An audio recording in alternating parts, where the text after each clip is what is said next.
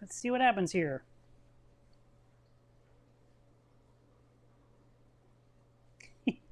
I have no idea if this is going to work.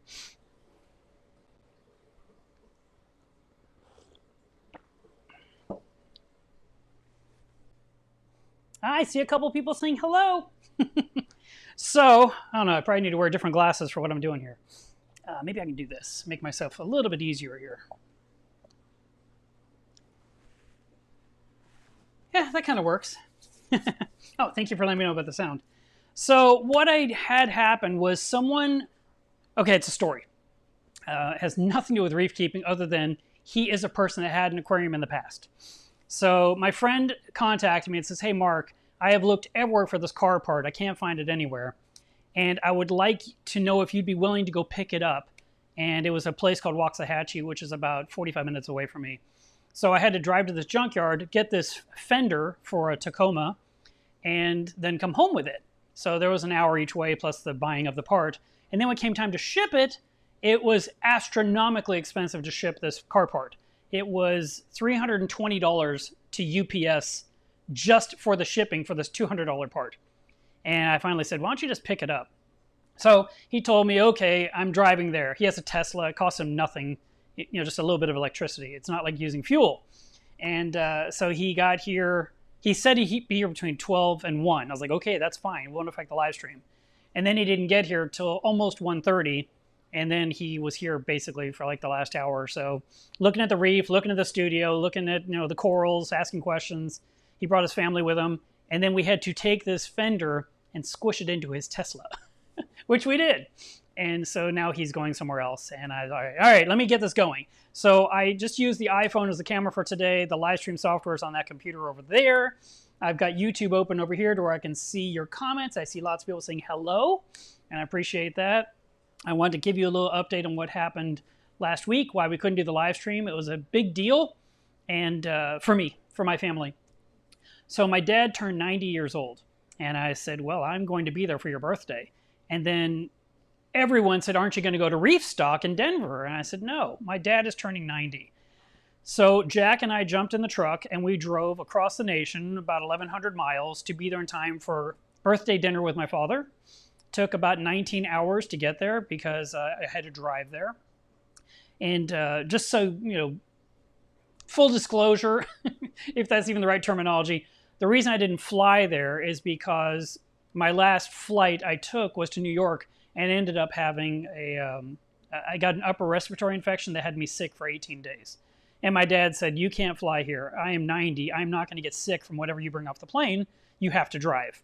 And I said, okay, fine. So I drove there, and I was there in time. I spent a few days. There was snow everywhere, which was great, and even came home with some treasure. I'm going to unwrap something for you to show y'all what I got.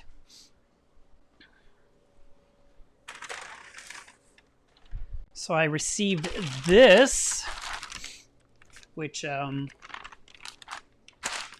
let's just open it.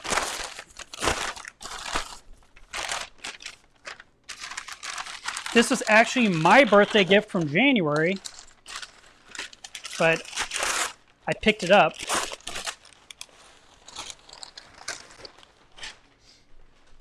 So this is what it is.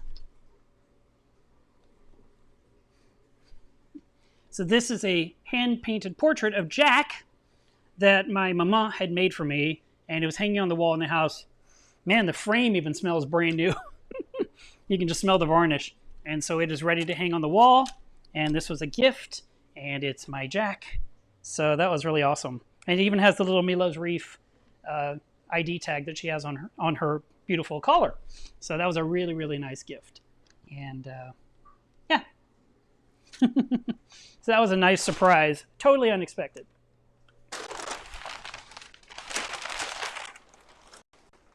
While I was away, my tank sitter took care of the reef. There was no surprises. He didn't text me once to tell me if there was any issues or concerns or anything. He just fed the tank each day and made sure everything was operational. And because I drove all the way back, I was actually able to get here at a decent hour. It actually took one visit off of his assignment. So he only had to come for 4 days instead of for 5 days. And that was good for him. It just made it a little bit easier. And in the studio, something happened just before the trip that was super annoying.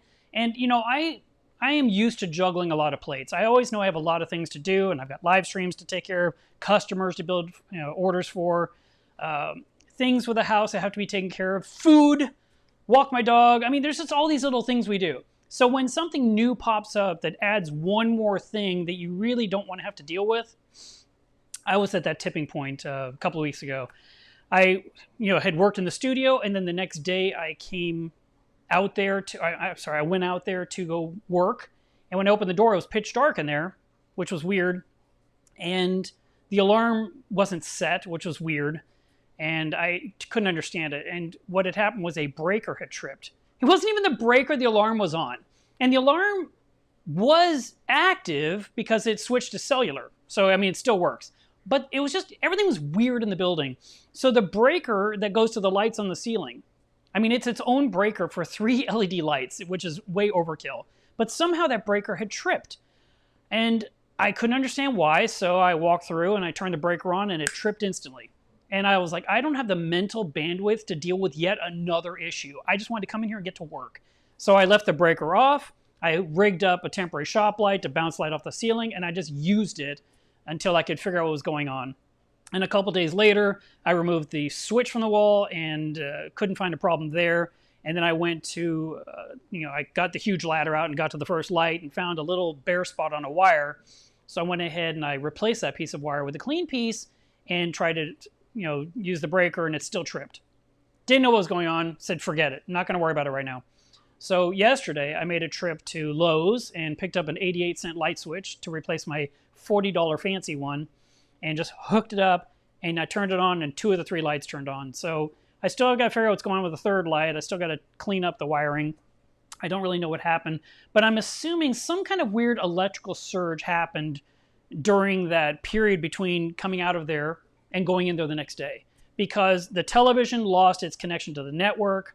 The Amazon Cube needed to be reconnected to, and yet those things still run a live circuit. And I think the air conditioner heater system was also, I mean, it just seemed like everything decided to take a sick day. And so now everything's been buttoned up and repaired. I just got to fix that one light, get it pulled back up to the ceiling where it belongs, and get the switch into the wall, and then that will feel normal again. Because I'm usually I can just take these things in stride, like, okay, something broke, but that is just not my normal routine. And I just at that point I was like, I don't have time for this BS. So pardon my French. Terry says that painting would be a great spot to hang over Kate's reef instead of the 2 gifts from Jason. That's her favorite fish, and this is Spock. So I think I'm going to leave them there. I believe I'm going to put it in an alcove in my bedroom because there's a really nice spot that's also Caitlin-esque. And that way Jack will be right there with some of Caitlin's jewelry and some candles she bought and, some things, because I'm super sentimental. And so I think I'm just going to put it right in there. I think it would be a great spot. And when I get it hung, I'll post a picture on Instagram or Facebook, and that way you guys can check it out and tell me what you think. This is the 3rd thing I've gotten from my mama, which is really nice. If you're wondering why I'm saying her name like that, it's because that is the French pronunciation for mom. And my stepmother is French. So my real mom was Swiss. My stepmom was French. And to keep them separate, I always called one mom, called the other one mama. So she has been my family member for 46 years. Long time. Which is crazy because I'm only 39. Explain that one to me. Let's see.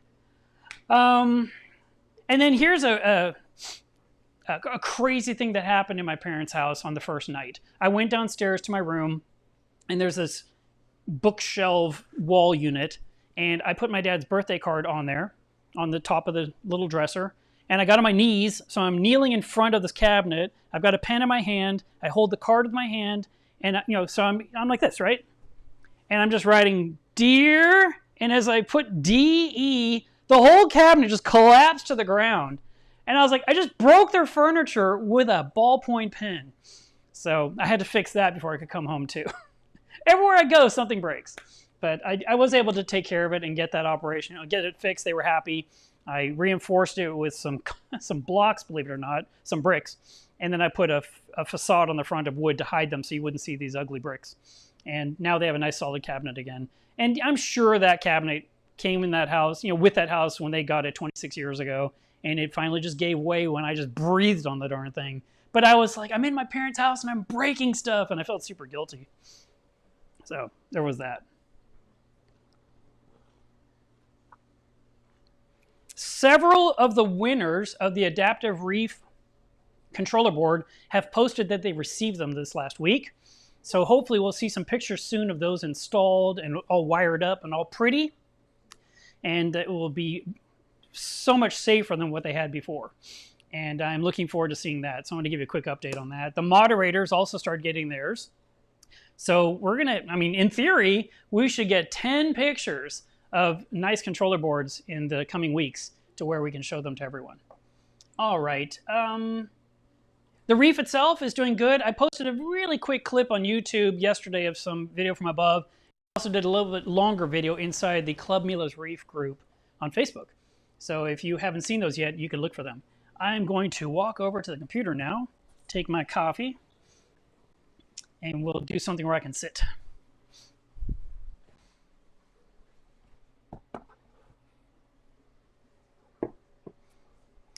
Pivot this around. Jack is being a good girl. All right. So let's see what we got here. The only person Chuck Norris is scared of is Mark with a ballpoint pen. That's hilarious. I love it. I love it. Jack. Hey, Jack. It's my fault. I bumped a few things against the walls and it sounds like there's someone at the door. Jack, it's okay. It's okay. She's so pretty. She's a good dog. She was a delight on the trip. Constantly just, she'd sit up, look around out the windows, lie back down. I stopped constantly for her to use the restroom, of course, and get fuel, get a cup of coffee, use the restroom. And I got her a couple of bowls for her food and water, made sure she had plenty to drink. She got some treats while she was there. She was very spoiled. And it was a really nice trip, but I will not drag her through that again. That was 2,200 miles we drove round trip in less than a week's time. That's a lot. It was 19 hours one direction. It was 24 hours coming back because I decided to sleep more at one rest stop. But I was really glad she went with me. I was very happy about that. And I was glad that my parents got to meet Kate's dog because I felt like that was really important. Now they have. I'm not going to make them do that again. They already have a dog. So to add another one to the mix wasn't really,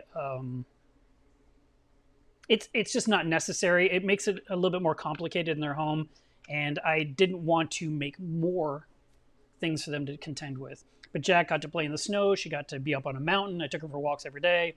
I'm telling you all this stuff about Jack because so many times people tell me, well, you haven't said anything about Jack lately. So that is your update. The dog update. The Reef itself is doing really well. I don't want to ignore this. I saw someone say, let me just grab a couple of these questions. I'll talk more about the Reef. First one was Neil says, do you think negative aquascaping is any good for fish? Oh, yes, actually I do. The having negative space in your reef instead of just filling it with a rock wall actually creates more swimming space for your fish. And that's a benefit because it allows them to be more natural. In the ocean, where the reefs are, the fish are swimming out in the open, but then they duck into the reef for protection. In our tank, there's not a lot of ducking going on. They're just kind of living. And so having more open space in your tank is nice. And matter of fact, the guests that were in my house today said, Spock, how old is she? And I said, well, I got her in 2004, which means she's 19 years old. And then they said, well, how long will she live? And I said, well, according to what I've read, they can, Nassau tanks can live 35 years. And then, the guy said, well, then she's going to get bigger. And I thought, I made the comment that she's kind of size limited to the tank. Usually when you take a fish out of one tank and you put it in the next size tank, the fish suddenly has a growth spurt. Because the tank is bigger, the fish feels it can grow larger. And this is commonly seen with many aquarists. Some fish just grow and outgrow their tank. That does happen. But a lot of times you'll see certain species of fish that kind of just hit one size and stay there. And then when the owner upgrades tanks, suddenly that fish grows bigger and kind of stops again. And I said, well, in this case, that fish has, 7 feet long to swim, 3 feet wide. There's only so much space. I don't really think she's going to jump larger. And he said, plus you have all those corals in there. I said, yeah. 18 months ago, when it was mostly rock with just a few little twigs, because I was restarting my SPS collection, the Spock had lots of room to swim. And now there's a lot more for her to avoid. So having that negative space to let your fish swim in the open is nice. And some people are really good at it. And they have nothing on the sand bed, and they just have like this branch going up, and they have this atoll over here, and there's room for the fish to swim below. And I've mentioned this in the past, and if I ever find the picture on my hard drive, I will be sure to share it with y'all. There was a guy who made an entire reef tank the tank was in his garage beneath his apartment because he lived in California. And inside that tank, it was like 120-gallon tank, 150-gallon tank. There was no live rock the way we think of it. It was only Tonga branch. And it was just branch. Imagine the roots of a mangrove tree. That's what was in the tank. Crisscrossing all over the place. Just these thick branches that did like a giant bird's nest just standing. It's if I can find the picture, you're like, oh, I see what you mean. But it had all that swimming space, and the fish could go through all those different vines of rock. And there was all these spots in the intersections where you could plant your corals above. And I thought, man, that's kind of neat. I don't know long term if that would be great for fish, because fish like to have a spot they call home, a spot that they call bedtime.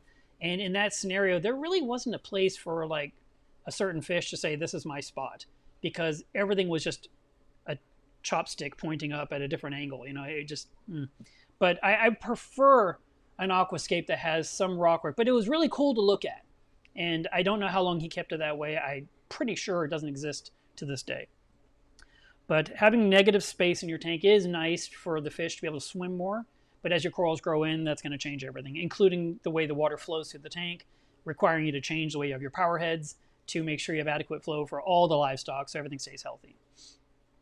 And then Steve says, I'm looking forward to meeting you at the WMS meeting in a few months. Yeah, I believe that's in 2 months. I think it's going to be May.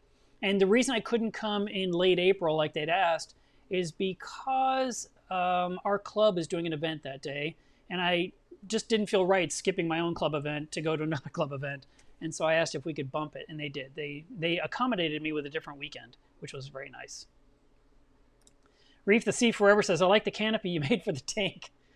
It's not much of a canopy. It's just a piece of foam board, but it avoids the light shining in my eyes. But this year, I will be wrapping the tank with woodwork, and that will be part of the Reef Diary series that I started. I recently resumed. I've only been doing diaries when there's something to say. So you've heard nothing for, 10 days. It's because I've done nothing with a tank. I cleaned the glass. There's no reason to make a video about me cleaning glass again. I did that in the early part of the series. But when I have things to share, I will be sharing those with you guys, and you'll get to see the new woodwork.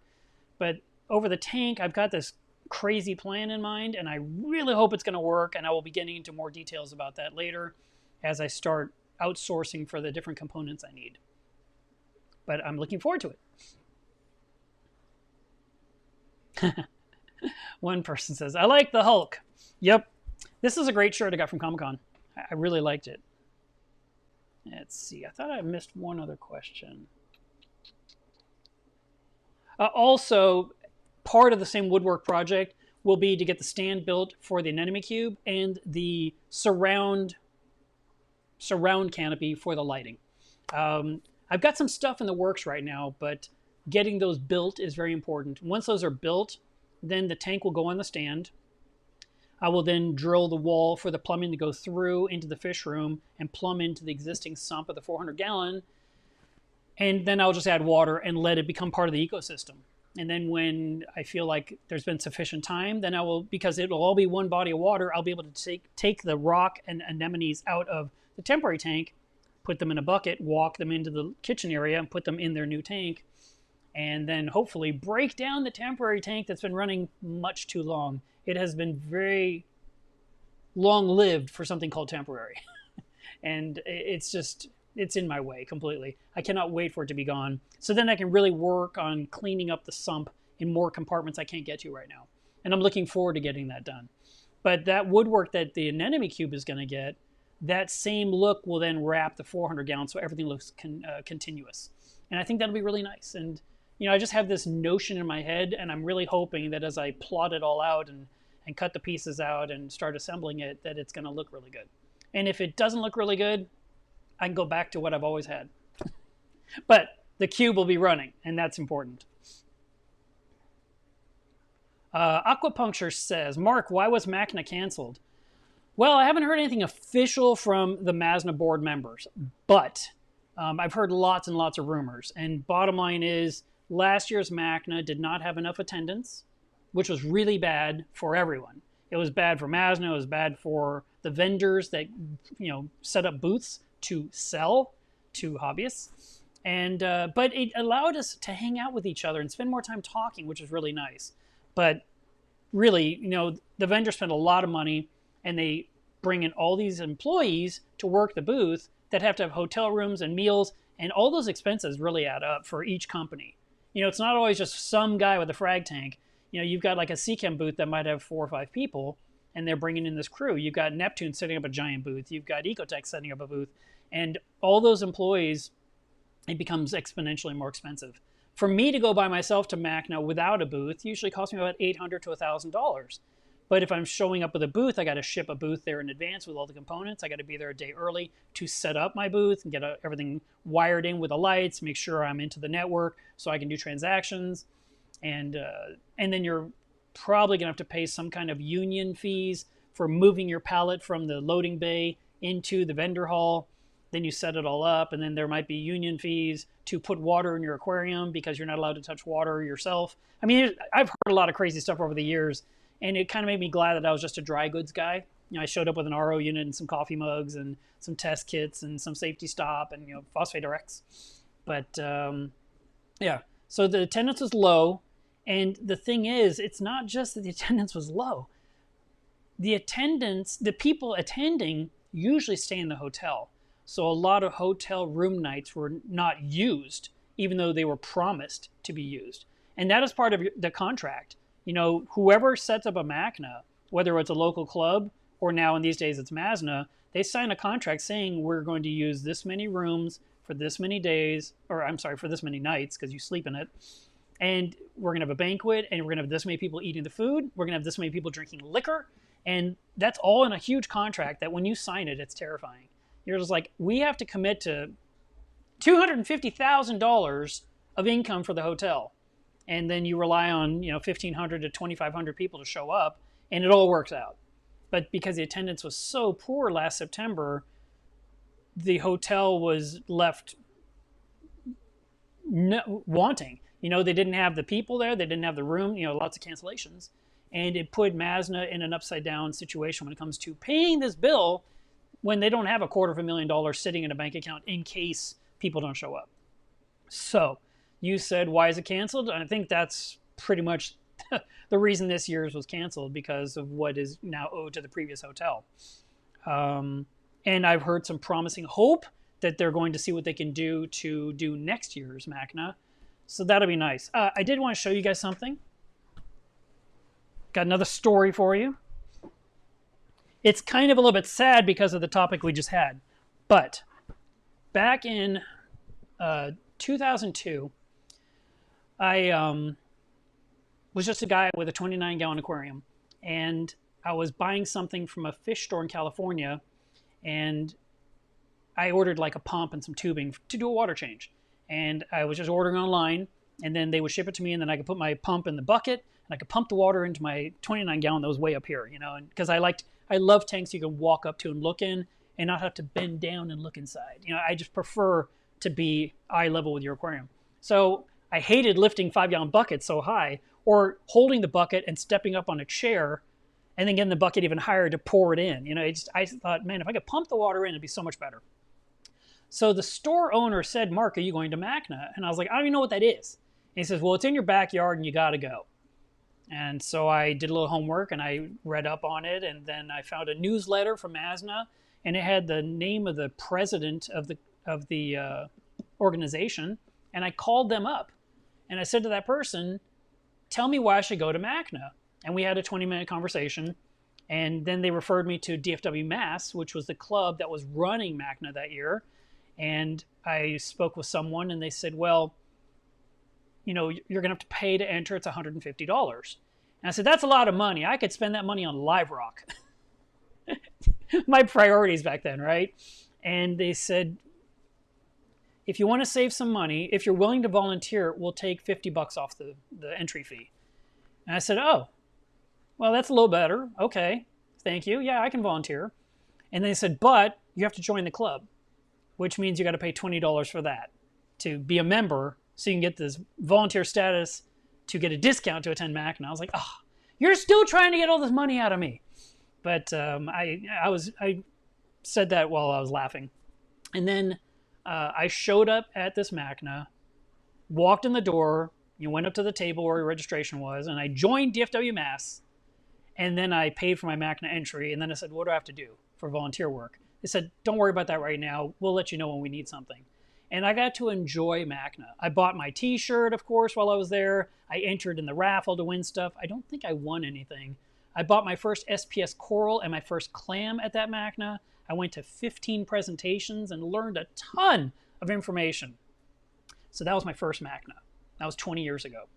And I've been to every Machna ever since 2002. So I've been basically to 20 Machnas. Even with COVID, I still attended because I'd attend the virtual Machna. And then we had that mini Machna in Atlanta last spring, and I was there, and I was actually a speaker at that Machna. So then about 3 weeks ago, I just happened to be on Facebook, and one of my friends is Rob Moogie, who lives, I hope I said his name right. I think it's Moogie. And he is up there in Colorado, and he posted pictures of these really old shirts that have never been used, that were just sitting there, and he wanted to give them to someone that would want them. And there was 4 shirts. And one of them was the Machna that I went to in 2002. So there you can see Machna, what is that? 14. Machna 14, 2002, Fort Worth, Texas. And here is the back of the shirt. And the other 3 shirts, I didn't even care about. They were actually events I'd never been to. It was like IMAC. It was a Machna in Los Angeles that happened once that I'd never been to because it was 99. There was something else. But this was the one shirt that mattered. And I was the one person that asked for that shirt. I was like, I totally want it because this is literally my first Machna I ever went to. I have this shirt, but it's 20 years old and looks 20 years old. So I actually got this, and I'm super, like I told you guys before, I'm sentimental. And to get this was really cool. And I don't know if I'll ever wear it, but I have it. So that was really, really, I'm glad I happened to see his post, and glad that I didn't have to like fight someone in a cage match to get this shirt. They just said, okay, Mark, you can have it. And it means the most to me. I don't think it means as much to anyone else as it does to me, because it was my first connection with education and learning all the things about reef keeping versus just reading online on a forum or being part of an email system or going to the fish store and asking questions. So that was a really big deal. I do hope Machna continues. I'm sad that it's not happening this year, and there's nothing that I can do about it. But I wish there was. Because it's been my tradition every year I go to Machna, and to have 1 year empty, not even a virtual Machna, it's just not happening. It's like, what? Who knows? Maybe they'll do a virtual. I don't know. I haven't heard anything. But there you go. Jason Langer is giving me a hard time about my woodwork. It'll happen when it happens, Jason. He says, I heard you about completing the canopy this year. And the stand, too. Can rocks and sand hold phosphates? Smed asks. It can. It can bind up in it if they get too high. Usually, it has to be really high, like 3.0 ppm. And once you hit that tipping point, the phosphate is now embedded in the rock and sand. And then as you use phosphate removers to remove it, it goes away. And then you check, and they rose again because they're wicking out of the rock and the sand. And it has happened to me in the past. I've had 2 different tanks that literally were at 3.0 at one point, and I was using Phosphate RX to remove it, and I had to use it basically every other day for about 2 weeks straight until I had removed it from the system, and then it stayed down at a low number. So it's not something you have to say, oh, I've got to throw away the rock. You just have to treat and treat and treat to remove the phosphate to, because as it continues to wick out, you want to remove that. Let more wick out, remove it again, and remove it again, and remove it again. And then once you finally get it out, then you have nice clean rock and nice sand, and you don't have this phosphate problem anymore. Hangright Ron says, and he's a club member, he says, I wish I could make more club meetings, but they're on Saturdays, and I'm usually working. Ron, they are actually happening a lot of times in the middle of the week, and they're Zoom meetings. We're having a meeting, I believe, in a week and a half. Let me find my folder here. I think I have this handy. Just a second. I got to find my DFW Mass folder.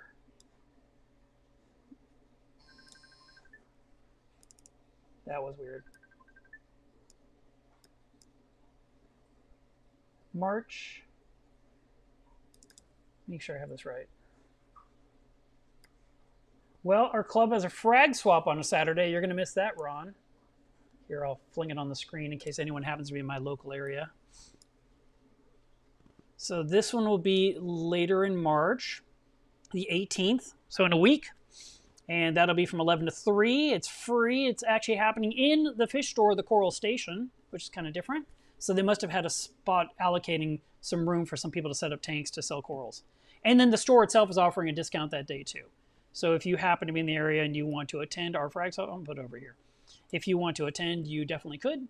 And you might find some fantastic corals. And then today we had a thing that I couldn't go to. And it was a hangout at Saltwater Paradise. Close that and put it up here. So this happened at Saltwater Paradise in Irving. And it was only from 11 to 12, but there was no way I could make that because it's too far away for me to go there, attend that, and get back in time for the live stream. Plus, I had to deal with this fender situation. So we do those once a month where we have a hobbyist hangout for 1 hour in one of our local sponsors. And so our club does that. And then we have a speaker, I think in like a week, Ron. The newsletter just went out yesterday. I can't remember the date right off the top of my head. But we're having Conan from CoralView speak to us about the Hydros controllers. So if you can attend that evening with us online from your computer while you're in your pajamas drinking your coffee or whatever it is you drink in the evenings, you could attend that with us. And there's a raffle at the end. And if you're still on the live, on the Zoom meeting, you can win a prize. So there's that. So don't feel left out. Atkins Nature Aquarium says, I finally bit the bullet and I got my Royal Grama and Mandarin from Biota and both are doing well 2 weeks later. That's awesome. I'm happy to hear it. Chaz says, does your Refugium light stay on at night? Does it affect the display? My Refugium light is on during the daytime. I switched it to that a long time ago because I actually like it when my living room is pitch dark to watch movies late at night. And so when I get my woodwork on the front of the tank and I can't see that light coming in from the Refugium light, I'll probably switch it to nights again, like it used to be back in the day. But my Refugium light, I believe, comes on at like 1 in the afternoon and turns off around 10:30 at night. It's about 9 hours a day. Now, running a reverse Refugium lighting to run it during the late night while your main reef is dark, there's a principle and a reason to do it because the plants are going to be growing and they're going through the process of photosynthesis, and that can release oxygen to the water as the plants absorb the CO2. It can help buffer up your pH during the late night hours. So it is a good thing to run them late night, but I just don't do that. My tank continues to live in spite of me. But once the woodwork's hiding it, then I probably won't mind at all. And then I wonder, with the woodwork hiding it, how much will I even notice the Refugium? Will I pull off the covers and clean it like I've been doing? Will I be staying on top of things? I have this bad, ominous feeling that everything's going to go to crap when I can't see my reef the way I see it right now from across the room. But I've been looking at it like this for a decade, so it's time to do something different.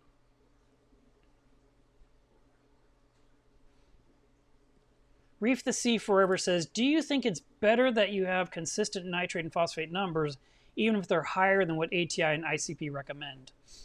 Yeah, I think that if your numbers are consistent, like they're always the same level, like let's say phosphate's always 0.1, even though both of those other recommendations are going to be like 0.03. and your reef is doing fine, or you're not dealing with a lot of nuisance algae, then yes, I believe that your reef can be fine with that number. I mean, look at my reef. It's filled with corals and my nitrates are 80. I don't want them to be 80. I want them to be less than 20. But they are 80 and everything's alive. And nothing's upside down, nothing's committing suicide. So the consistency is why the livestock can tolerate it. If it went high nitrate, low nitrate, high nitrate, low nitrate, high nitrate, low nitrate, that's a whole other problem that can be an issue for certain livestock. Some may not care, others might just die rapidly. So if you can keep it at a certain level and then gradually bring it back down from its elevated status, that'd be great. And that should be the goal, to try and get them down. And I'm planning to try something from Fritz this year to see if it will absorb the nitrate like they say it will. Because if it works like they promise, then that's going to be something I'll sell for my shop. Because I love elixirs that do the job.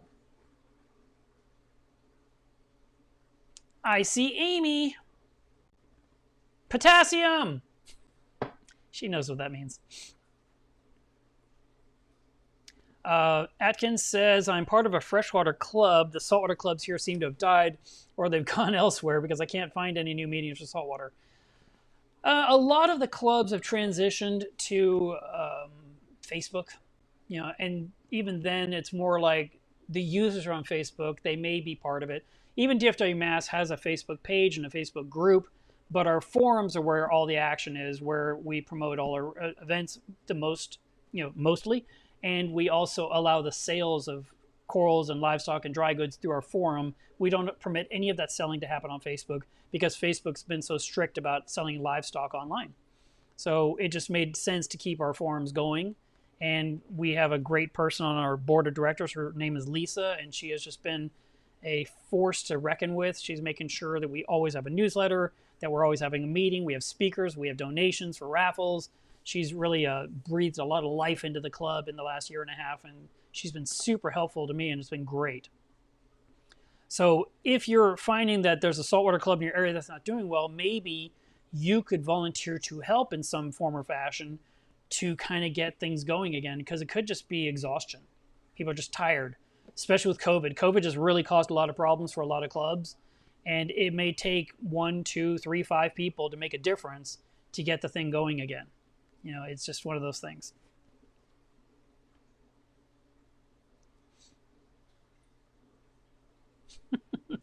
Amy says, Machna 23 is at Mark's house. It's a twist. A plot twist. Eric says, I think the time of year that Machna is held contributes to the lack of attendance. Having it right when school starts hurts the out-of-town traffic. Eric, I gotta say, like I said, I've been to 20 Machnas in a row. And it's always in September. It's always that weekend, that Labor Day weekend, I think. And because of that, it's just been it's just 1 out of 52 weekends. No matter what weekend you ever pick for an event, someone will say that conflicts with this event. I'm getting married that day. My boss is doing a company picnic that day. My mother-in-law is doing something. I mean, whatever. There's always an excuse. But they always tell you a year in advance when it's going to be. And I just don't think that the school schedule has anything to do with attending Machna or not. Because like I said, for decades, it was packed with people. Last year was a bad one, and it was the first one since COVID had happened. A first one in person. So it just didn't work out. And invariably, it really comes down to the locals. The ones that live in that town need to get in their cars and come attend. It's so important. When we did our Machna here in 2012, 10 years ago, we had 800 club members. And I was like, we have 800 members. We have 800 guaranteed attendees. This is great. I mean, that plus the people flying in, we're going to have plenty of attendees at this show. It's going to be great. And we had a fantastic keynote speaker. It was very exciting. But then most didn't go. It was everyone flying in from out of town and driving in from out of town. And the locals, even though I begged and implored them for 18 months to show up for Machna, didn't go. Now, I'd say 50 people went for sure from the club, maybe 100. But I wanted 800 members to go. And I just said, look, if you've never been before, just trust me, just go. You don't have to pay for a flight. You don't have to pay for a hotel. You don't have to pay for food. You can literally just go there, win some raffle prizes, go home, put those things in your tank that night.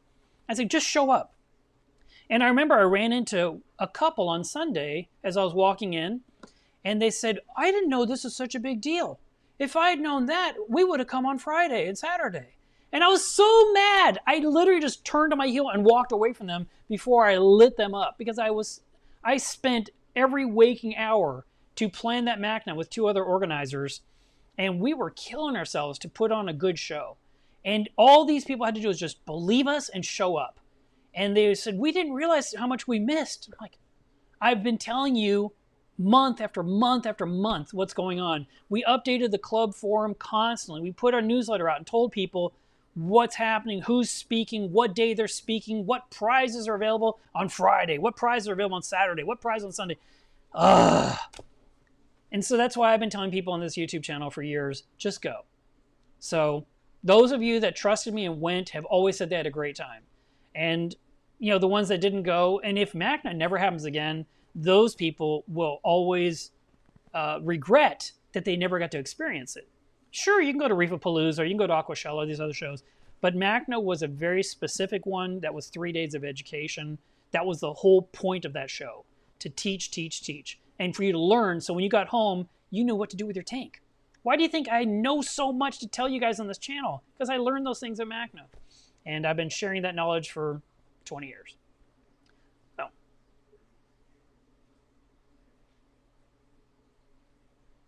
So.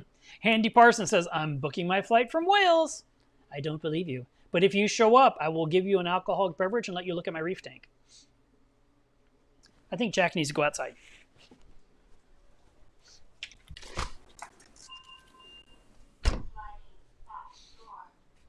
Okay, I'm back. Oh, Ron is right. We also have our bus tour that happens on Saturdays. That is all day long. We do that once a year.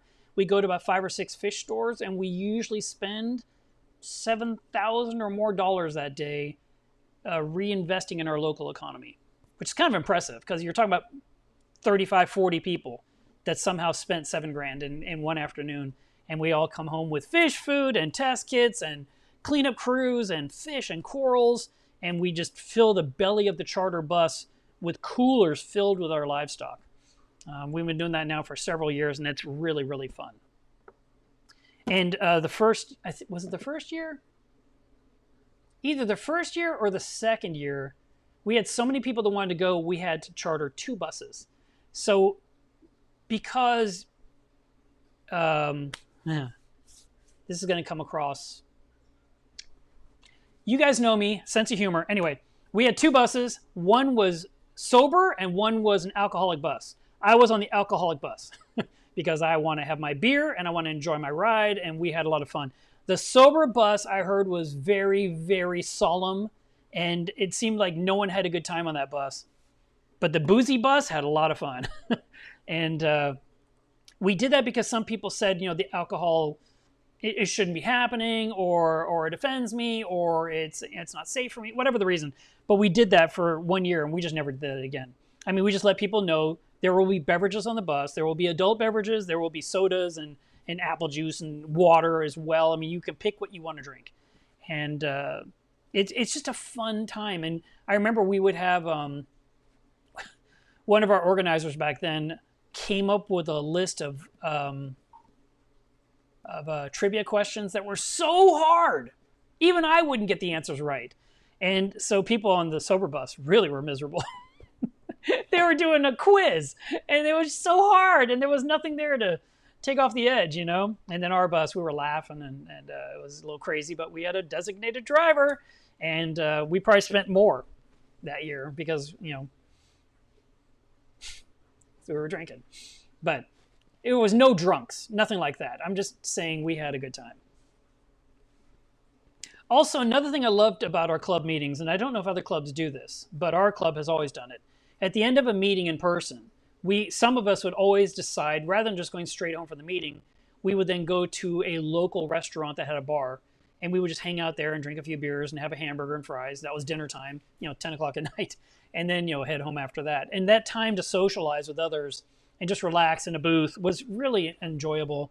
And I like that a lot. We haven't done it in a long time, but I have great memories of it. So if you're not part of a member, be a member of a club. And if your club is not doing as much as you want, maybe do something, become a volunteer, jump on the board of directors if necessary. You don't have to be actually part of the leadership. All you have to do is just help make things happen.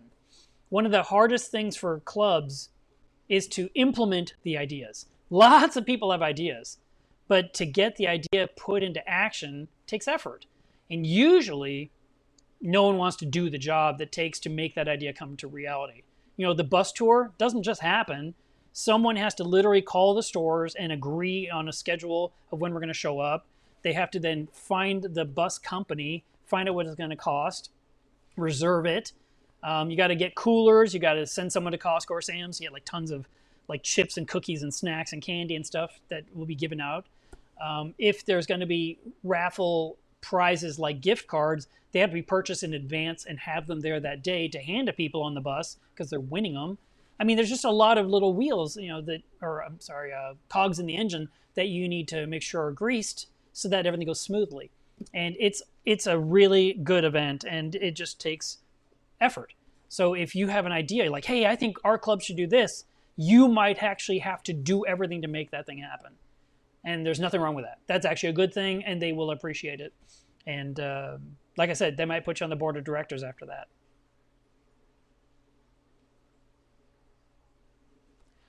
Someone wrote something I didn't answer.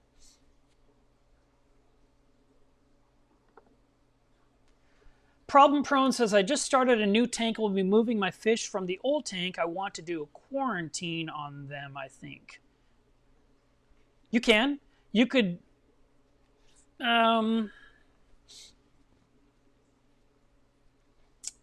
to think of something reasonable. The new tank is clean, The livestock in the old tank could be carrying and harboring diseases. So I'm trying to think how you could make the old tank just be a quarantine tank rather than a hospital tank. Don't really know how successful you could be at that. It may be plausible. You may have to remove like all the sand and all the rock. But you need filtration still to keep those fish healthy. So if this tank has a sump underneath with a skimmer, that could still be filtration. Filter socks could be. And you might be able to medicate the old tank to kill off any possible harboring diseases. So when you finally take those fish out of that old tank and put them in the new tank, they go into the new one and don't bring ick into your new setup, for example.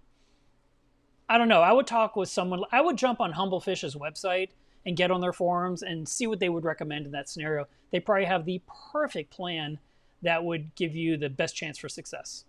But that's just me spitballing some ideas.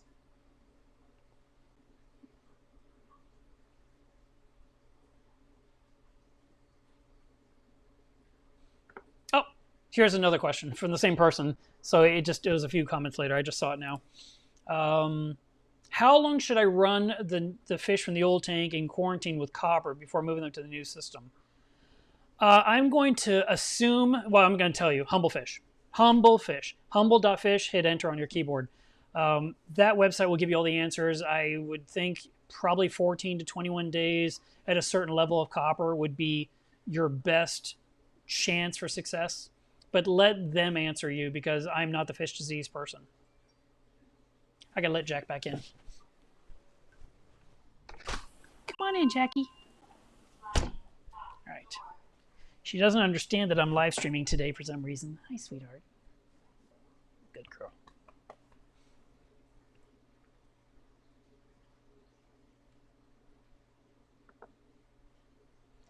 Hillbilly Reefer says, speaking of lifting buckets, it reminds me of the days before I had the luxury of having a fish room with my sump and refugium on a bench. I mentioned it before on your stream. It's easier, and I recommend it. Yeah, having things a little higher up instead of down on the floor definitely makes it nicer for maintenance and for just general cleanup. I agree with you completely. And I've seen some people that do that. I think it's pretty neat. I mean, some of you guys are spoiled because you have basements to put all this stuff, and you can just set up that perfect fish room, where many of us, especially in Texas, usually have to hide everything under the aquarium inside the stand. There's just nowhere to go because we don't have basements.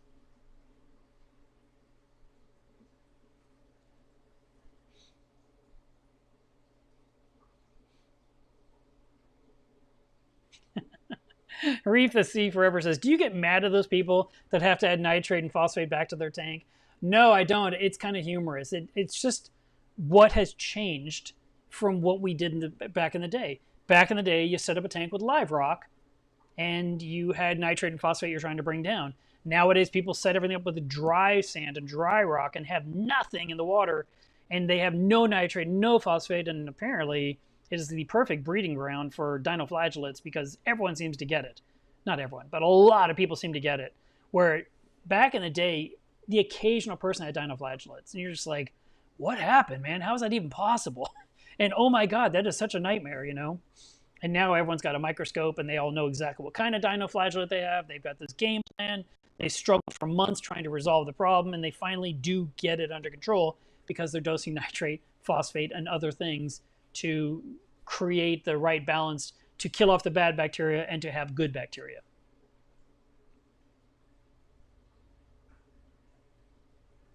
Casual Reef Keeping says we should have a Machna this year.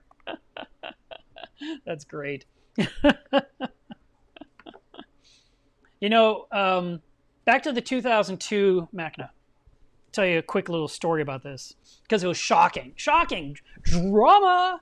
So this event was happening here in Fort Worth in a hotel near the Texas Motor Speedway. And that location was picked by the club. I mean, this was when the club ran Machna with Machna as oversight and, you know, to kind of give advice how to do it. But each club ran a Machna. And there was drama before this Machna. I found out about it after the fact because, like, you know, I learned about Machna. I decided to attend. And so I had a great time. I didn't know about all the drama. But apparently, about 7 months before Machna happened here, someone that used to be on the Machna board of directors had started or splintered off and started a new event called IMAC. And if I'm incorrect about this, that's fine. I can be incorrect. You can correct me. But this is how I understand the story. But this person used to be a Machna member, decided to start their own thing. They did IMAC, and what they did was very, very bad. They then called all the different vendors and sponsors for Machna 2002 and said, Machna's been canceled. You should hurry up and tell that club to refund your money before they spend it. When it wasn't even true. They were saying this because they were trying to cancel Machna. Believe it or not, there was canceling back then. Cancel Machna to get people to go to their IMAC. I mean, it's just so mean and so inappropriate is too polite. It was such a bad move. And so Machna, of course, is concerned what's going on, and the president of DFW Mass, he was furious.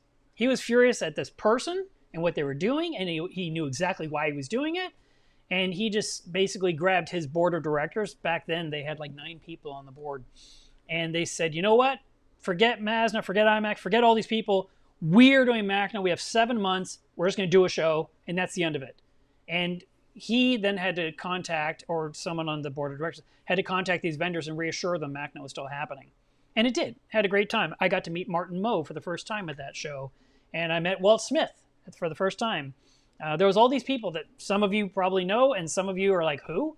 But these people were big figureheads back in those years and are still well respected to this day. Just you may not know them because you don't go to Machna. But yeah. Someone tried to literally rip Machna out from under our fingernails, so to speak. And if they had gotten their way, I wouldn't have ever gone to a Machna. And I probably wouldn't be doing any things I do to this day, because I definitely wouldn't have gone to an IMAC. You know, IMAC, I think at that time period was only in Chicago. I feel like they did one in California that was also badly attended. And then it kind of fizzled out. But can you imagine someone just going around telling each company, hello, Ecotech, hello, CoralView, hello, just there's not going to be a Machna, so you should get a refund as fast as you can. It's just so rotten. Crazy, crazy stuff. Let's see. Atkins Nature Aquarium says, I'll look more into that about clubs. I checked the local reef forum, PNWMAS, didn't find much. PNW is Pacific Northwest, and there is also that might be the club Dwayne is in. That might be another club. I can't remember which club what theirs was called. They're up in Seattle. So anyway, I would do a search for local saltwater clubs and see what spits out of Google. But I'm sure we can find you a club or two. And since the meetings are only once a month, you can choose when you think it's worth the drive, and you can go attend. But I would try to get more involved with any local club you can if you can.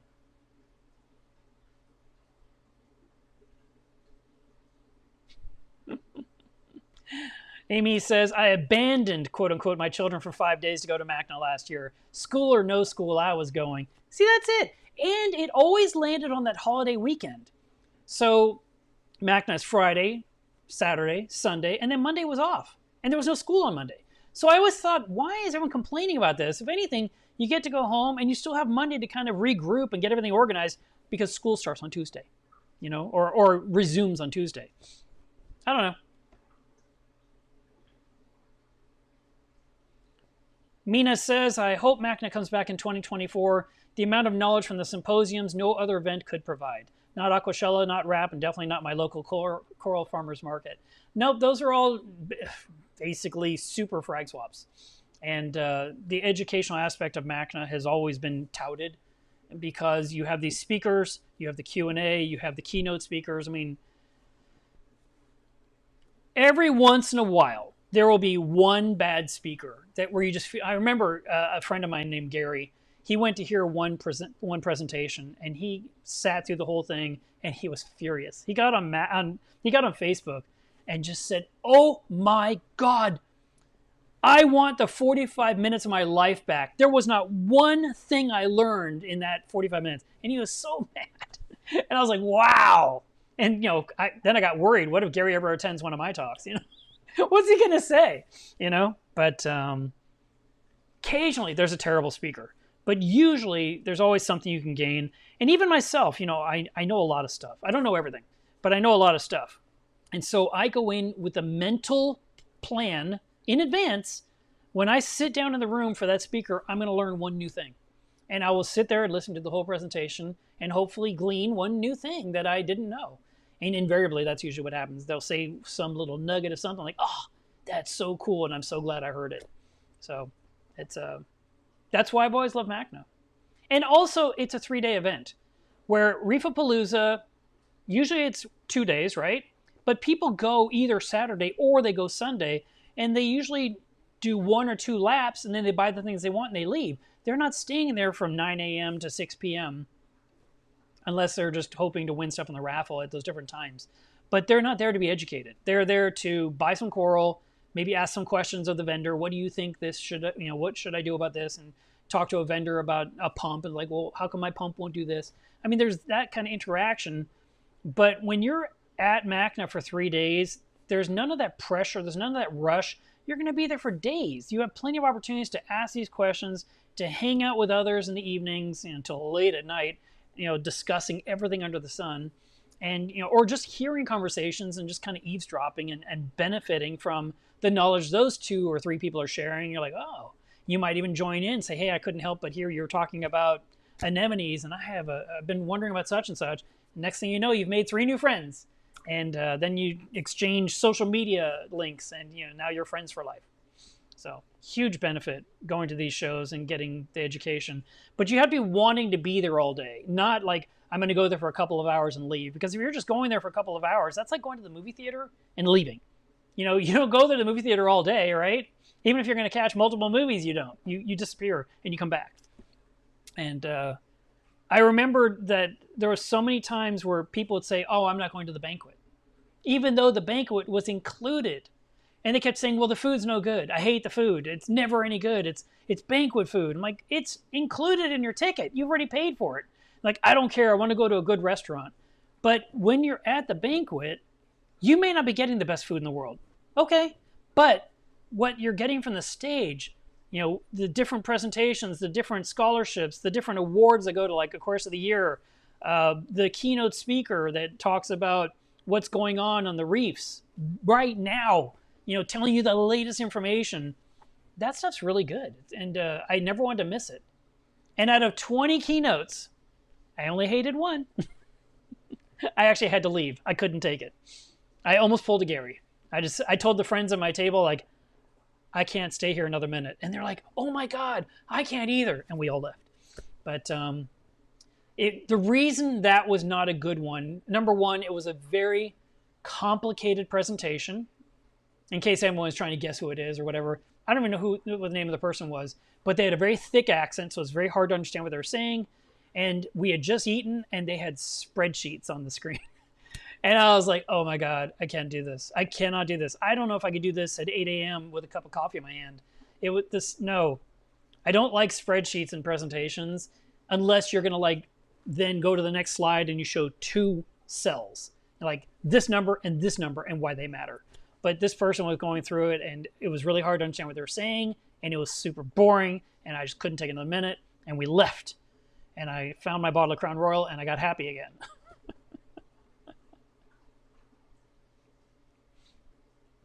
Jay Ellis says, good afternoon. Do you add potassium, iodine, or any other elements to your tank?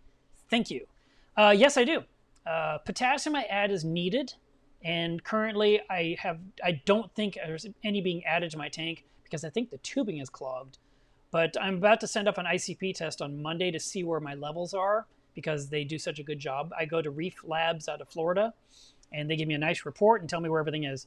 I just dosed Prodibio yesterday, which is Bioptim and Biodigest, which is 2 types of bacteria. And then I put in IOD+, which is iodine plus.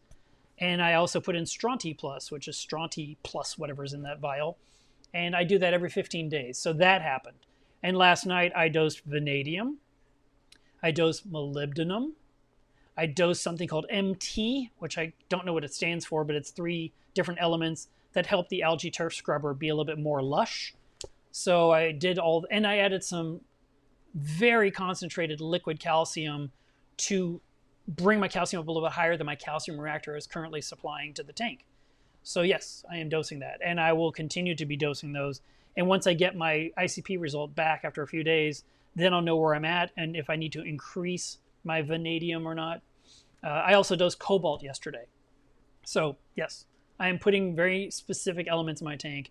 I did a Machna presentation about this last year, which is available for you to watch on this channel. So if you go to the playlists, I think there's Machna playlists or something like that, and you'll see my presentation from last fall where I talked about dosing trace elements to make up for what you're lacking in your water parameters. It was something like correcting your inadequacies is the name of the presentation, and it's on this channel. It's in here in the playlist. And I built a playlist last fall of any videos I could find of myself or had been a guest on someone else's channel and made a guest playlist too. So if you're ever wanting to see what I talked about on Reef Bum or Inappropriate Reef or Coral View or wherever I was, you can find all those now or organized on my channel as well.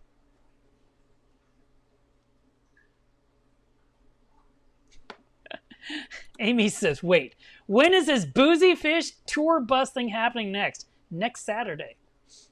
Bring your wine, Amy.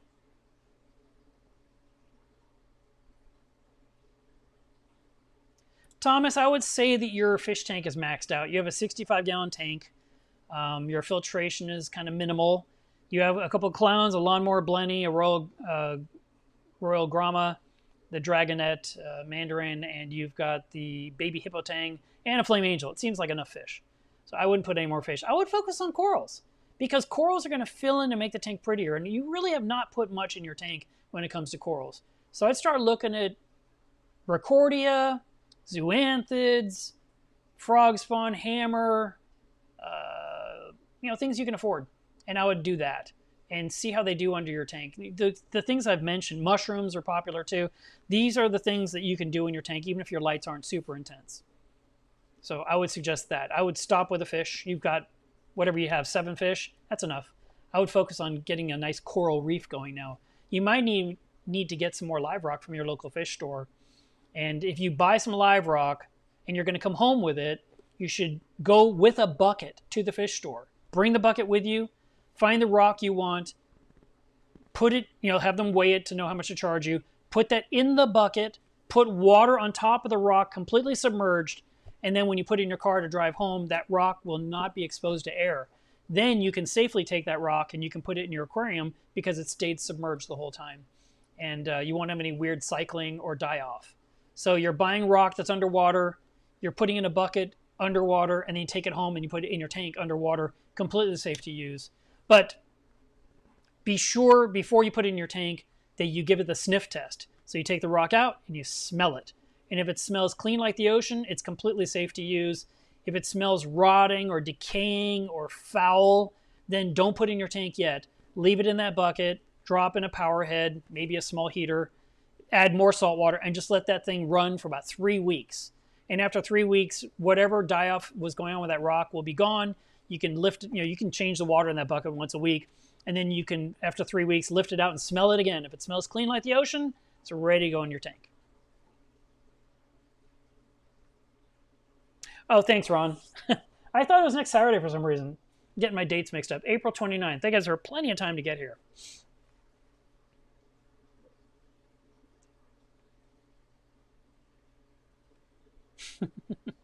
Santana Reef just joined us a little while ago. That nap was amazing. What did you dream about? That's what we want to know. Corey says, I just got a small Gorgonian. Any tips for feeding and care and placement? Well, normally you're going to secure it to something solid like your rock work or some kind of a heavy frag plug. It could be attached with rubber band. It can be attached with zip ties. You could try glue. I usually use a combination of those things until the coral grows onto the rock. And then I can cut off the rubber band or the zip ties, and it will then be attached. And you can move that rock wherever you need in the tank. The Gorgonian, it depends what kind you got. I can't really answer that question without knowing more.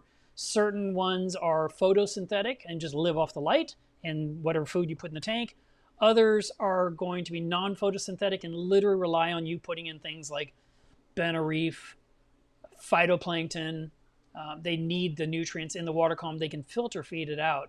So if you got a red one with like yellow polyps, that is a non-photosynthetic one. Usually the more colorful they are, the less photosynthetic they are. And the ones that are big brown things like I have in my tank, those are the ones that are photosynthetic. They live off the light. The light excites the symbiotic algae within their cells, which produces the sugars for the growth. And that's why I like the one I have, because it's so easy. It just sits there and grows, and occasionally I snip off a branch. Yes, Adam. I did say Smith, not Will Smith. I had his artwork here next to me a minute ago, but I moved it. Walt Smith. And he used to run Walt Smith International, and he would make live rock make it, put it in the ocean. His people would then tip it over until it's covered in coralline.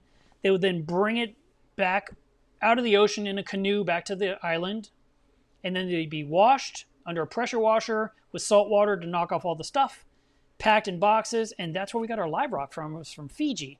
And we got Tonga branch from Tonga because he had an arrangement with the Tonga king, the king of the Tongan island. And, they made these arrangements with these tribe leaders. And then eventually the government got involved and said, no more Tonga rock. And then we were stuck with Fiji rock. And a lot of corals were grown in the Fiji waters and then shipped on these special little frag rocks, not frag plugs. They were like these little purple coralline covered rocks. And you knew, as soon as you saw the coral in the fish store, you're like, oh, that came from Walt Smith International, because it was a very specific style.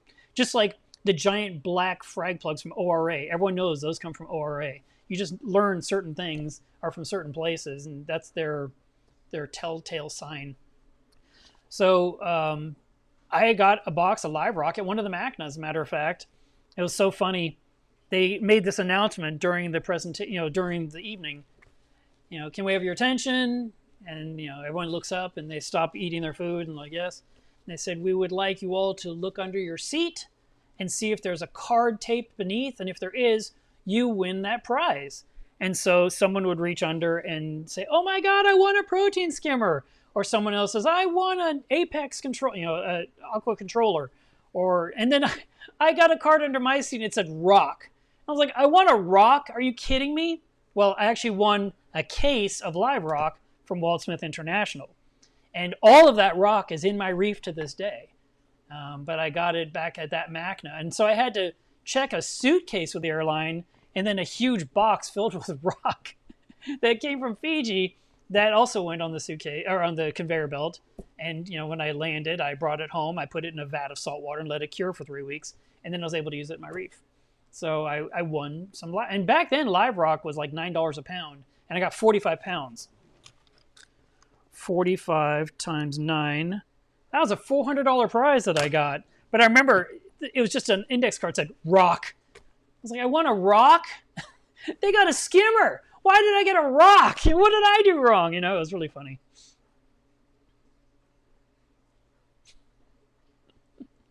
Andrea, she says, I'm liking the idea of Machna. Maybe we can do something with the online club.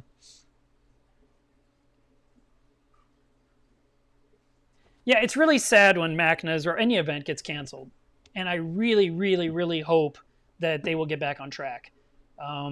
Right now, Machna has some open board of director positions. They have no president, no vice president, no, I don't know, secretary maybe. And they need those positions filled. They may need to possibly, the current board of directors may need to reevaluate how they run Machna, and they might say we need to put it back in the hands of the club. But see, so many clubs have closed down because of a variety of reasons, Facebook, COVID, you name it. And also, Machna was a known club killer. It killed some clubs. It caused so much division in the clubs. It made people angry, and it was money. Money always makes people upset. When we did our Machna in 2002, that I joined the club and went to Machna and paid my $100 entry fee, right? The club made, I don't know, $40,000, $50,000 profit in 2002. And then when I became the club president years later, the previous president said, Mark, don't lose the Machna money. And I was like, yes, sir. And we still had that money in the bank. And then that was some of our seed money in 2012 when we did our next Machna. And our goal was to make a great show and make no money. The three of us that were running it, we spent 3 years. I say we, really the other two spent probably a year on it before I did, but I joined like after a year, and then I spent the next 18 to 24 months with them, weekly meetings, driving out to the hotel in Dallas, doing logistics, talking to speakers, talking to vendors. This thing was a full-time gig for free. You don't get paid to do this, okay? Just because you're on the board of directors to organize an event does not mean you get a paycheck. You're doing this out of the kindness of your heart. So here I am helping plan this big event, and I'm not getting paid any money, and I'm spending probably 30, 40 hours a week on it for free. And yet I'd have vendors getting mad at me about something they wanted, or I'd have a speaker upset about something and they were getting paid. Everyone was getting paid except for me, and yet I was the one getting yelled at all the time. And you still did it because it was a labor of love. But the goal with our Machna in 2012 was to make no money. All we wanted to do was break even. We didn't want to owe the hotel $275,000. We didn't want to owe anyone any money. And we had basically joked, like, if we need any kind of money, we would take what's left of the profits and we would just go to Sam's and buy all the Snickers and bring them to the show and hand everyone a Snickers. So everyone got a candy bar and no one made money. That was kind of where we were at. We were not trying to earn money. Other clubs would run such a good show, they'd earn $100,000, $120,000, $200,000. I mean, they made a ton of money. And then they would use some of that money to, donate to different charities. They'd use some for the club. They'd keep some in the bank for their future event, that kind of thing.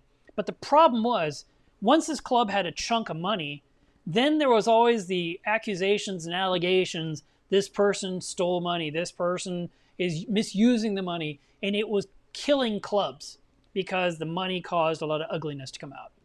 So I think that's one of the main reasons why Machna said, look, we're just going to stop giving into clubs because it's killing you guys. You're spending so much time planning it because every single club had to learn how to do a Machna. There was no like playbook that you could just be handed like, okay, step 1, do this. Step 2. I mean, Machna gave you those, but you still had to figure it out from scratch. It was super hard.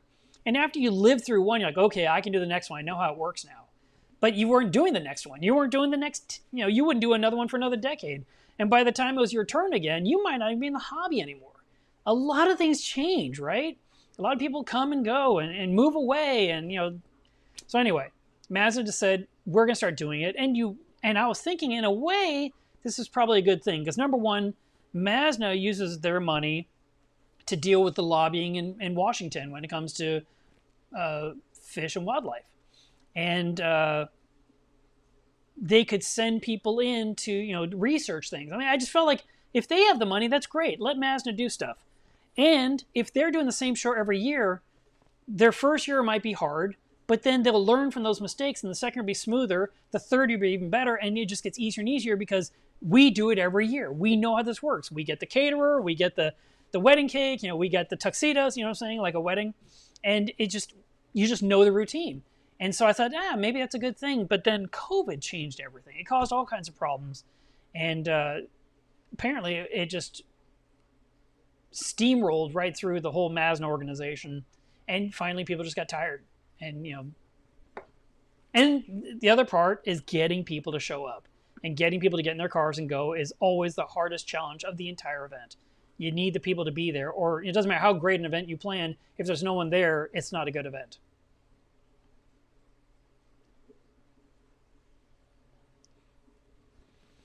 Rosano says my alkalinity has been falling for some reason, but seems to have leveled out at 5.5.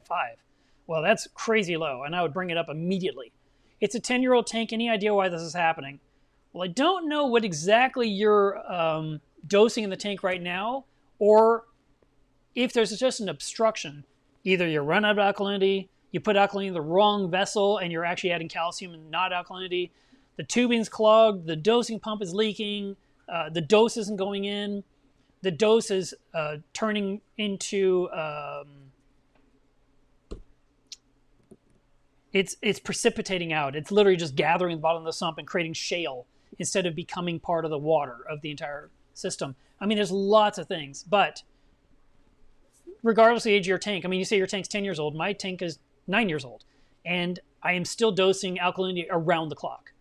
And if the tank gets too low, I literally take baked baking soda, which is called soda ash. I mix it up in a solo cup with 2 tablespoons, stir it up, and I pour it into a second solo cup that has a hole poked in the side, and I just pour it in and just pees into the reef. And that alkalinity just goes in and brings it all up immediately to where it needs to be. So if for example, my tank suddenly is measuring 7.8 because something went wrong with my calcium reactor, I will immediately put in my cup of soda ash mixed in water, in RO water, and bring it back up to 8.8 instantly. Like as soon as I see the problem, I bring it back to 8.8, and then I figure out what's going on with the calcium reactor. Is it the Versa pump? Is it the media is low, I need to refill it? Is the CO2 tank running dry, needs to be refilled? Whatever it is, but I get my alkalinity where it needs to be. And your alkalinity, I mean, I just had someone text me last night. He said that something happened. He said his alkalinity ran dry, which makes me think the reservoir of mixed alkalinity was empty, and his alkalinity dropped to 5.5 like yours. I don't think you're the same person. Maybe you are, but I don't think so based on the way this question was formulated. But he lost most of his SPS because it got to 5.5. It should never have gotten that low. He should have got a notification from his Apex saying alkalinity is below 7.9. And then he would say, oh, and I got to deal with this. And so I just said, okay, what survived? And then he said, also, my tank was making a lot of gurgling sounds. I guess it wasn't getting any top off. And that's when I said, okay, where were you? Did you travel this weekend? Were you gone? He's like, no, but I spent time with my kids or grandkids. I said, okay, well, you might need to start a new thing. You might need to start your morning coffee and walk to your aquarium and look at all your levels. Make sure you have top-off water, alkalinity solution, calcium solution, magnesium solution, and any other one. Make sure everything's working before you go about your day with family members, because the fact that he neglected the tank to spend time with family and didn't pay attention to the weird things going on, he ended up losing livestock. And he said it was an expensive lesson. I was like, yeah, I mean, it is. And he should have been, that's why I said, didn't your Apex notify you? He says, no. So I showed him a screenshot of my code that sends me a notification and an email that if the alkalinity is below, I think mine's like below 7.9, send me a notification. And if it's above 10.5, send me a notification. It's getting too high, it's getting too low. But if it's anywhere in the middle, I don't get any notifications because it's somewhere where it needs to be. But if your tank has gotten down to 5.5, what has changed? What do you normally keep it at? Do you keep it at 8? Do you keep it at 7? Do you keep it at 6? I mean, without knowing the number you're always at, 5.5 sounds terribly low to me. But maybe for you, that's pretty close, but just a little bit weird. And then maybe you only are adding through water changes and not actually physically dosing it. Well, your tank's going to need it. I mean, I have to dose it to my tank. So that's me just answering just the information that's in there without knowing anything else.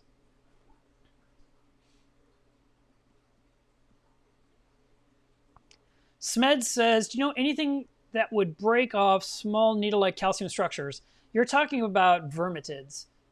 They make little hard calcified tubes, and yes, they will poke everything. They will poke your skin. Your fish could get hurt against them. You're going to want to break those off and possibly add something like bumblebee snails to eat them. Also, hermit crabs are good. If you break off the tubes, the hermit crab can reach in and grab the worm and eat it.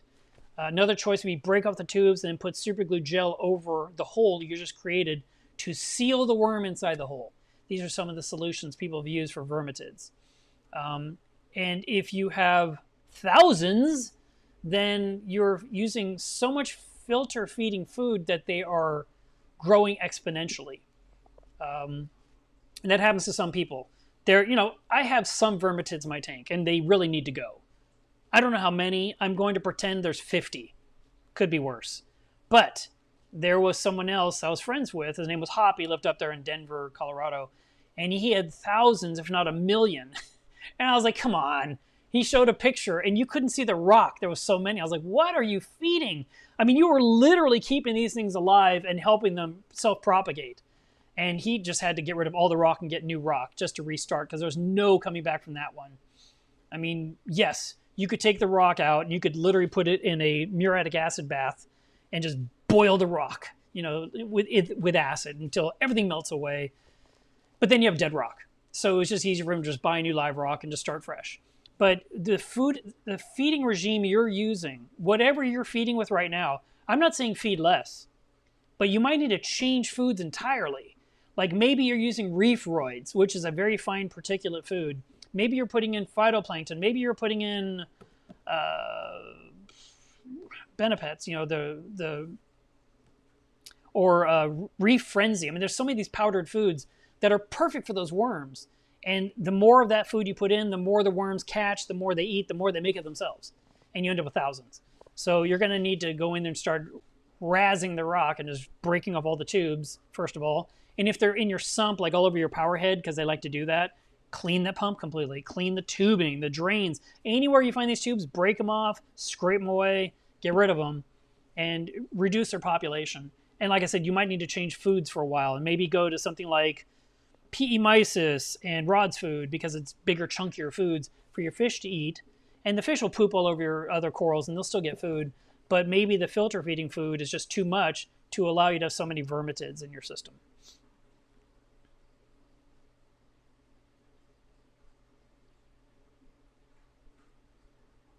Thomas says, how many pounds of live rock should I get?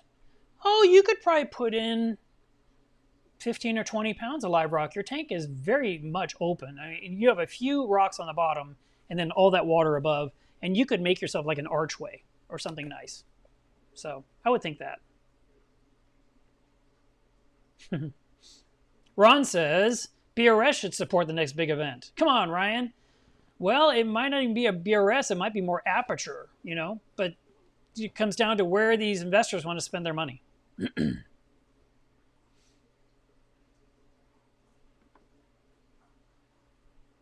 Heron Aquatics says, hello from the UK. Hope you're well. I'm doing all right. I hope Machna, I think he's saying hasn't finished because I still haven't gotten over to visit one yet. Yeah, hasn't finished. So there you go. Reef the Sea Forever says, are you a moonshiner? I'm like, no, I'm not doing that. I'm using Reef Blueprint from Reef Labs. Those two work hand in hand. I'm very happy with it because it's affordable, which is a big thing for me. If I'm going to do something, I want it to be something that I can afford and hopefully you can afford. I'm not saying you can't afford Reef Moonshiner. And odds are I could probably get things cheaper than normal retail price because I know Andre. But I chose to do the Reef Labs ICP rather than ATI. And I'm using the Reef Blueprint because I found that those individual elements were very affordable, like less than 20 bucks a bottle. Chris, you're here! And he wants to know how everyone is doing. So I'm going to need 130 of you to reply right now to Chris.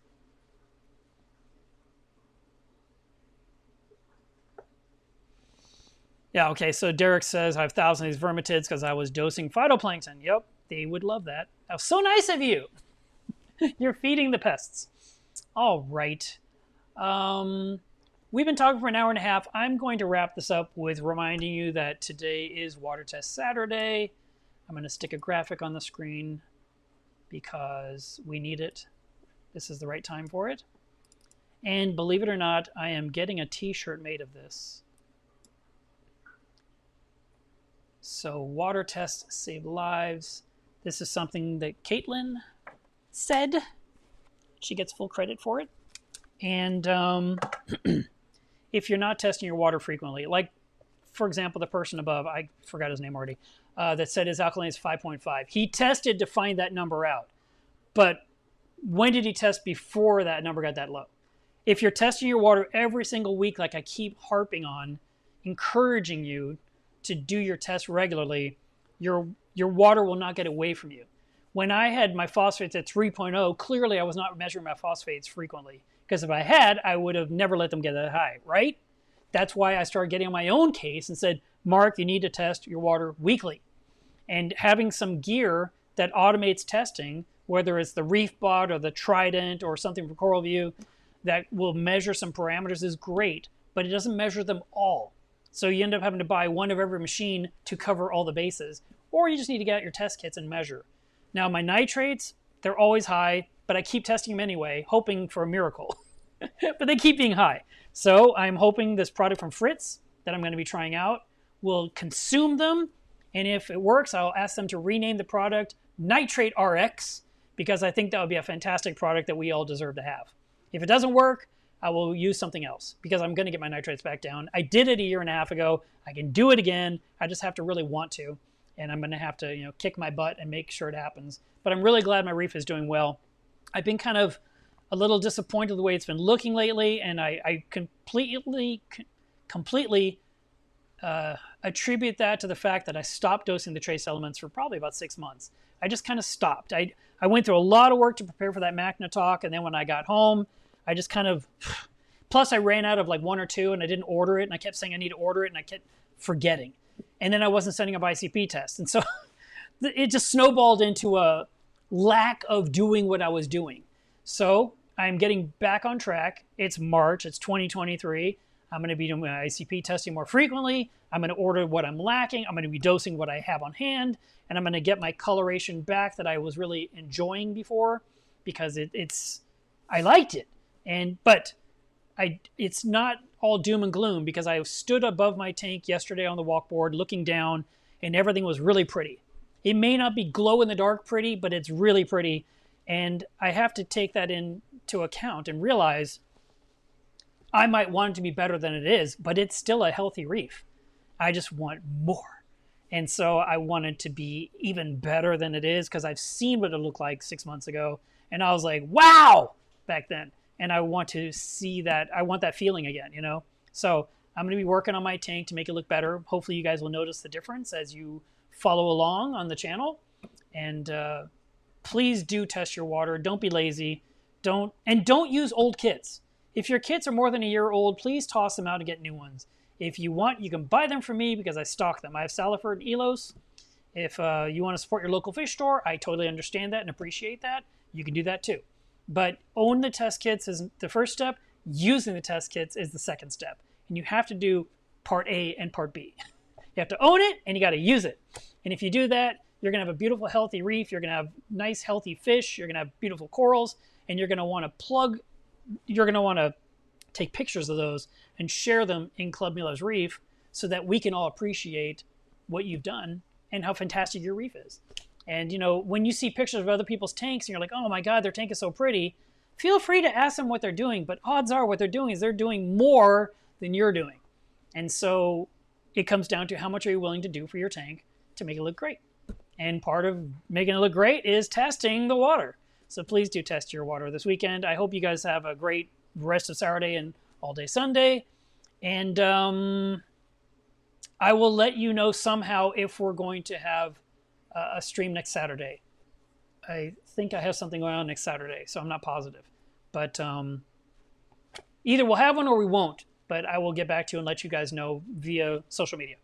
Bye, guys.